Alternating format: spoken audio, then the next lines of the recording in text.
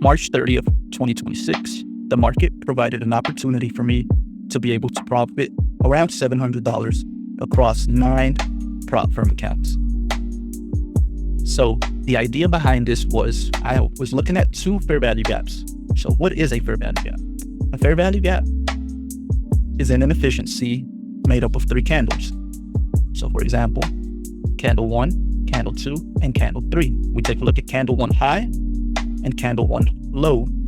There's candle 1 high and there's candle 2 low. So now imagine how many fair value gaps there are in a chart. What if we draw all of these fair value gaps with lines? We would have lines all over the place. So this is not an ideal way to draw them. So what I use is a fair value gap drawing tool by VCNZN. And all that tool does is it helps me draw these fair value gaps accurately and in a neatly manner, helping me save time, right? 1 click as opposed to a couple clicks, or as opposed to having a lot of fair value gaps from an indicator scattered over my chart. So with 1 click, I can just press, it draws that. So this is one of the fair value gaps that I was looking for today. This was part of my entry criteria.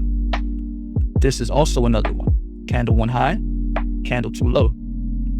There is a small gap here between the bodies. What these are volume imbalances. So the fair value gap is also an imbalance. And because these 2 are imbalances, what I can do is I can chain them.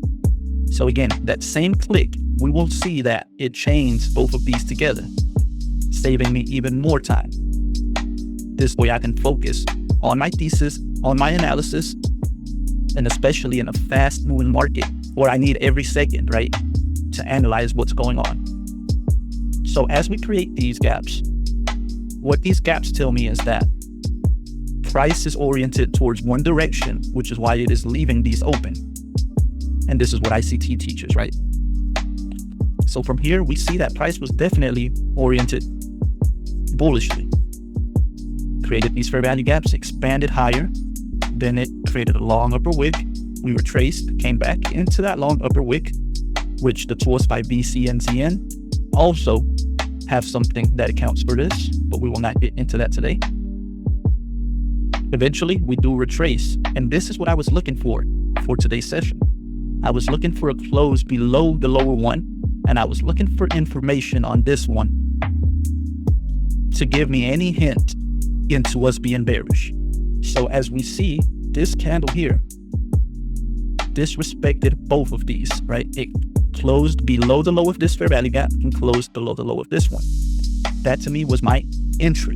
It met my entry criteria. So I enter a position short there.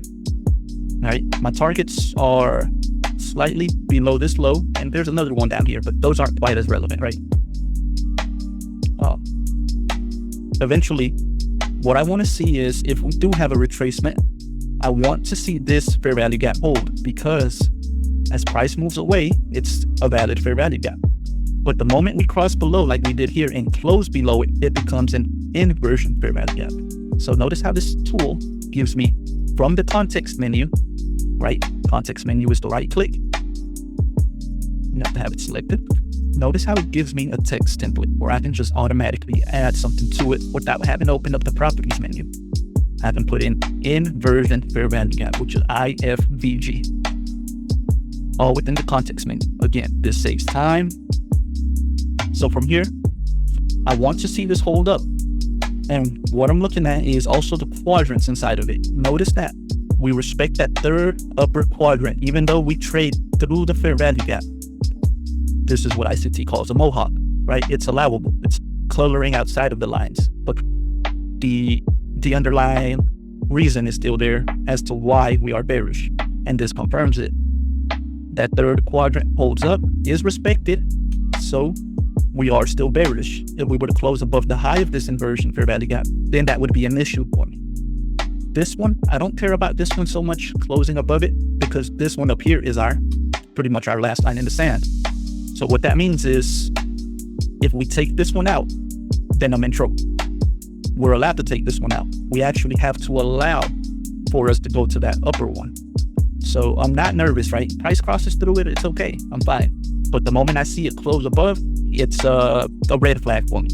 it's like, okay, maybe we should start considering closing this position out, right? This is the way I trade. This is not financial advice, by the way. This is only showcasing how I utilize these tools to help me mark up my charts and make decisions throughout the day.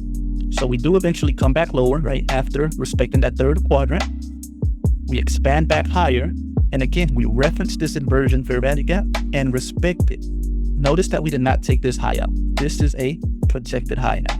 So if we were in a trade, this would be a really good candidate to move our stop to there. I did not move my stop here. My stop was more up in this area. But again, the way I trade is different, right? From the way anyone else would trade. We all have our own styles.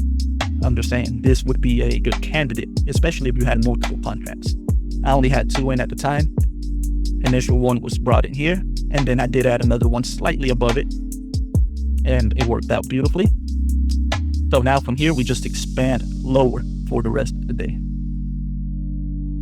But again, let's contrast this to an indicator, or let's contrast this to drawing your fair value gaps manually with lines. The other 2 methods will clutter up your chart. They will leave you confused. Your chart will be a mess. With this, we save time, we are efficient, and we also draw accurately and neatly, right? Helping us make better decisions throughout the day for our analysis. Okay? That does not translate to we will make money, right? Because if you're trading, you're almost guaranteed to lose money. Look at how beautiful that was, right? At very key levels for the day. From there, it was pretty much just that expansion lower. And let me show something here real quick. So if I go here and I go to extend to the click session end, that'll take me to today's session end, which is here. If I go to extend to session end, it'll take me over to, right, to the current day's session end. But I want to show off auto extend. Auto extend will bring me to the current candle and will update as that candle updates. So the next one, this will jump over 1 time slot over. And it'll do that. So if that's what you want, if that's how you like your chart to be, then this tool has a very high customization usage. So again, we can extend right, and that'll keep extending. But yeah, this is exactly how I was able to make $700 today on 9 prop firm accounts with this analysis. If you found these tools useful, you can check them out at VCNZN